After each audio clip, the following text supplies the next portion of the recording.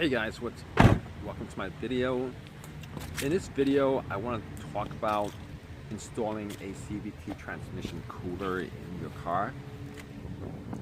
Now, originally, I didn't know how it worked, so I thought it would be something like really complicated, like you would have to go underneath the car and work on some part of transmission to put a tube in, or that compartment was already there and you would have to just buy a part that's kind of expensive and install it yourself. Didn't really know too much about it, but I watched a couple of videos, did some research, and apparently it's just a simple thing. So these transmission coolers actually aren't expensive. They're anywhere from $20 to $40 on eBay and Amazon, and they just look like a miniature version of your radiator. And what you do is you get that, you install it in front of your radiator, and apparently there are transmission tubes that go into some part of the radiator, so you have to disconnect that and then reconnect it into the transmission cooler radiator. Now, seeing as how the radiator in your car actually cools the transmission fluid too, as well as the radiator fluid, I'm just assuming, because I don't really know too much about this, but the hookup, the installation, actually you gotta disconnect some tubes from your radiator and tube it up into the transmission cooler mini radiator. So my thought on this is, if the radiator, or if it's already hooked up to your radiator, and it's hooked up to your radiator, that means it's being cooled by the hand in your car and the radiator itself. I'm assuming that's how it works. But if it's not how it works, then yeah, by all means, if your transmission the CVT transmission is having so much issues that it's whining all the time and you're going to safe mode all the time at all different speeds and stuff like that, probably would work out if you guys would buy like a $20 radiator. And it just seems like a pretty simple job. You disconnect a couple of tubes from your transmission, from your radiator, your regular radiator, and then hook it up to the transmission fluid radiator that you bought, and then there's an in tube and then there's out tube, and then you pretty much screw the transmission fluid radiator onto some part of the car, and it would sit right in front of your regular radiator. And after thinking about it, I mean, it seems like something that's not too complicated. You might be able to do it yourself if you're mechanically inclined.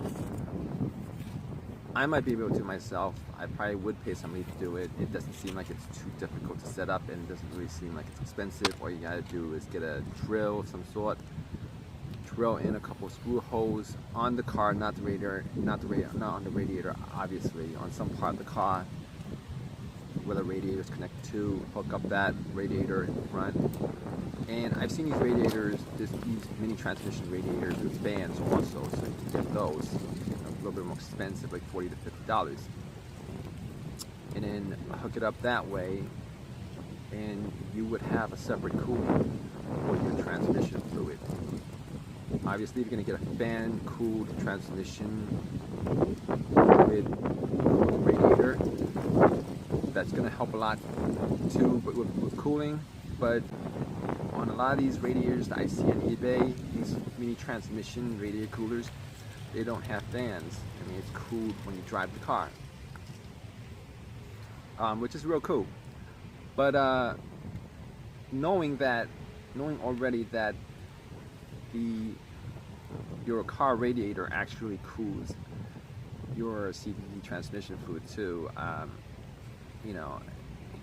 you think about it, getting another radiator to cool that separately might be just you know, just doubling up what, you know, what the radiator is doing originally. But I mean, if it helps, it helps. I mean, if it helps your car, it helps your car. You know, it's not really one of those intrusive things that you could do to your car, and you know, it might help a lot with the whining situations in with your CVT transmissions and any kind of safe mode issues that you have. But my personal thought is the best way to get around that CVT whining is just to change your CVT transmission on a regular basis. Some people change it every 30,000 miles.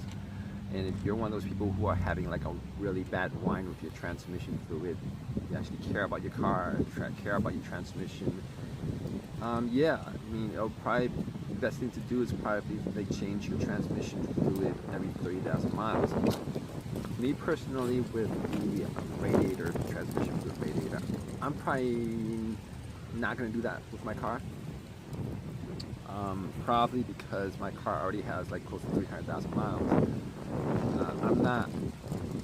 I'm not one of these people who need to drive like 80 miles per hour and need to drive fast, stuff like that. So it's not really a big deal to me. I might consider doing it in the future sometime, but I'm gonna look into it a bit more. But knowing what I know with you know, the radiator already, my radiator in my car, it's already set up where the radiator is actually cooling my CVT transmission fluid. I don't know if getting another mini radiator and setting it up in my car, I don't even know if there's actually room for it in a Nissan Altima. I mean, I've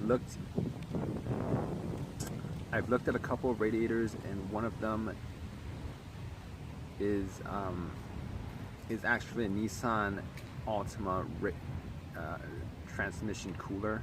I think it's just one of those parts that may be originally in the car. And there's like aftermarket mini radiators for your CVT transmissions, and those are two separate things. But looking at where my radiator is situated, and I did have my radiator swapped out because it was leaking. If you watch my other videos, I really didn't see too much room in there to add another piece of equipment. I mean, there might be room. I mean, I don't know. I really don't know how big these radiators are. They look kind of small, and there might be enough room to actually fit one of these radiators between the front panel and the radiator of the car. So, seeing as how they're pretty inexpensive, and seeing as how it's just as simple as taking a couple tubes off the radiator and putting a couple of tubes into the transmission for the radiator, I mean, it's worth a try.